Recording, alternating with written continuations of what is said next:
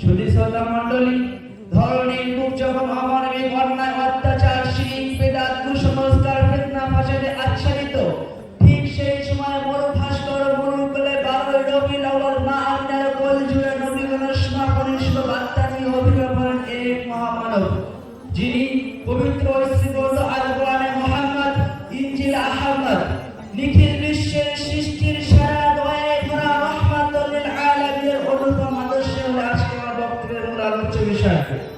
দুর্দর্শী বিচারক মণ্ডলী, বিশ্বের ইতিহাসে যে সমস্ত ব্যক্তিদের নাম ও তাদের জীবন কাহিনী শোনার অক্ষরে লিপিবদ্ধ আছে, তাদের মধ্যে অন্যতম হলেন মুহাম্মদ রাসূলুল্লাহ সাল্লাল্লাহু আলাইহি ওয়াসাল্লাম।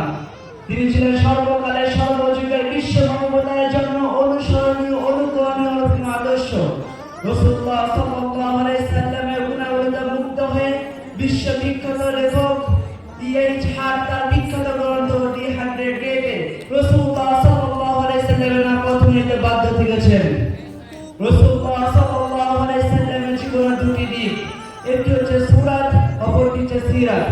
সুরাত হচ্ছে প্রশংসনীয় আর সিরাত হচ্ছে অনুসরণীয়, অনুকরণীয়, অনুপম আদর্শ।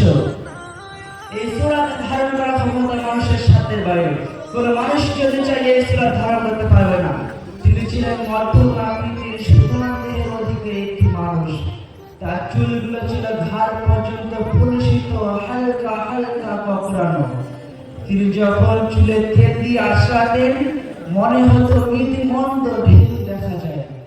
তার কপাল ছিল চওড়া, ভুরুগুলো ছিল ধনুকের মতো বাঁকা, চোখের পাতাগুলো ছিল ফুটন্ত ফোটা গোলাপি রঙের একটি পাপড়ির মতো।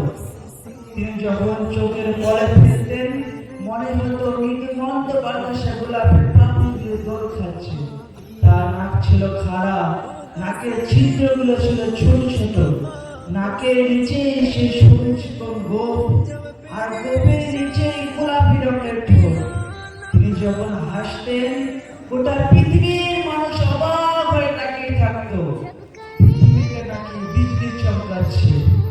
তিনি যখন রাস্তা দিয়ে হেঁটে যেতেন, সাহাবারা সেই রাস্তা দিয়ে যখন 1 মাস পরে হেঁটে যেতেন, রাসূলুল্লাহ সাল্লাল্লাহু আলাইহি ওয়াসাল্লাম জান্নাতে সুগন্ধ তখন তারা পেতেন। মায়েরা, উম্মাহাতুল মুমিনিন যারা, তারা রাসূলুল্লাহ সাল্লাল্লাহু আলাইহি ওয়াসাল্লাম তখন রক্তে মাখা শরীর নিয়ে, কখনো ঘাম ভেজা শরীর নিয়ে ঘরে ফিরতেন, তারা তাকিয়ে থাকতো। রাসূলুল্লাহ সাল্লাল্লাহু আলাইহি ওয়াসাল্লামের কপালে মুক্তোর মতো দানার ঘামগুলো জমে থাকতো। তারা ছোট্ট শিশি খুঁজে শিশিতে ভরে রেখে দিতেন। সেগুলি কখনো ঈদে বা কোনো অনুষ্ঠানে আতর ব্যবহার করতেন। এই সূরাত ধারণ করার ক্ষমতা মানুষের সাধ্যের বাইরে, কোন মানুষ যদি চায় এই সূরাত ধারণ করতে পারবে না। আর সিরাত হচ্ছে অনুসরণীয়, অনুকরণীয়, অনুপম আদর্শ। ওমা আরসালনাকা ইল্লা রাহমাতাল লিল আলামিন, তিনি গোটা জাতির জন্য রহমত স্বরূপ তাকে পাঠানো হয়েছিল। এই জন্য লাকাদ কানা লাকুম ফি রাসূলিল্লাহি উসওয়াতুন হাসানাহ, তিনি গোটা জাতির জন্য রহমত স্বরূপ। অর্থাৎ রাসূলুল্লাহ সাল্লাল্লাহু আলাইহি ওয়াসাল্লামের জীবনের মধ্যে রয়েছে তোমাদের জন্য উত্তম আদর্শ। তিনি হলেন মডেল, তিনি হলেন আইকন, তিনি হচ্ছে আইডল, তিনি হচ্ছে অনুপম আদর্শ, তিনি হচ্ছে উসওয়াতুন হাসানাহ। রাসূলুল্লাহ সাল্লাল্লাহু আলাইহি ওয়াসাল্লাম এর জীবন হচ্ছে পরশপাতের সমতুল্য। এই পরশপাতের ছায়া যিনি পেয়েছেন, তিনি হচ্ছেন সৌভাগ্যবান।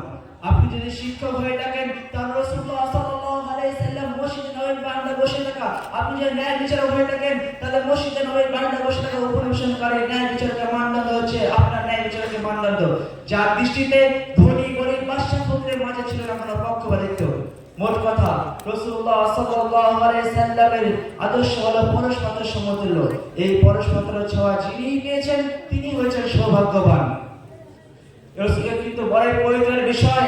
আর সমগ্র বিশ্ব জুড়ে মানুষের দ্বন্দ্ব, খুন, মানুষের যার মানে শুনেছে তারা যার মানে তার একমাত্র কারণ হচ্ছে আমরা রাসূলুল্লাহ সাল্লাল্লাহু আলাইহি ওয়াসাল্লামের জীবন থেকে সত্যি করে চলে গেছি। কিন্তু রাসূলুল্লাহ সাল্লাল্লাহু আলাইহি ওয়াসাল্লামের নাম যখন আমরা শুনি, তখন হাতে মুখে চুমু খাই, মিলাদের আয়োজন করি, নিজেকে আশিকে রাসূল হিসেবে পরিচয় দেই। কিন্তু তিনি যে টার্গেট, তিনি যে উদ্দেশ্য, নিজের লক্ষ্য নিয়ে এই পৃথিবীতে এসেছেন, তা আমরা ভুলে যাই। ভয় কেন? তার জন্য আজ মুসলমানেরা লাঞ্ছিত, বঞ্চিত, নির্যাতিত, অপমানিত। পরিশেষে বলতে চাই, বিশ্বের চলমান অনাচার, অন্যায়, নিপীড়ন, নৈরাজ্যের অন্ধকার থেকে আমাদের সাম্য শান্তি প্রতিষ্ঠা করতে হবে এবং রাসূলুল্লাহ সাল্লাল্লাহু আলাইহি সাল্লাম আদর্শকে জীবনে নিয়ে আসতে হবে, জীবন গড়তে হবে। তাহলে সফলতা আমাদের কদম চুমবে। কাক কালো, কোকিল কালো, কালো মাথার চুল। কাক কালো, কোকিল কালো, কালো মাথার চুল। সবার থেকে তুমি প্রিয় হে মুহাম্মদ রাসূল সাল্লাল্লাহু আলাইহি সাল্লাম। আল্লাহ তাআলা আমাদের সবাইকে রাসূলুল্লাহ সাল্লাল্লাহু আলাইহি সাল্লামের আদর্শ মতো চলার তৌফিক দান করুন। আমিন আমিন। ওয়া আখিরু দাওয়ানা আলহামদুলিল্লাহি রাব্বিল আলামিন। খুব সুন্দর, মাশাআল্লাহ।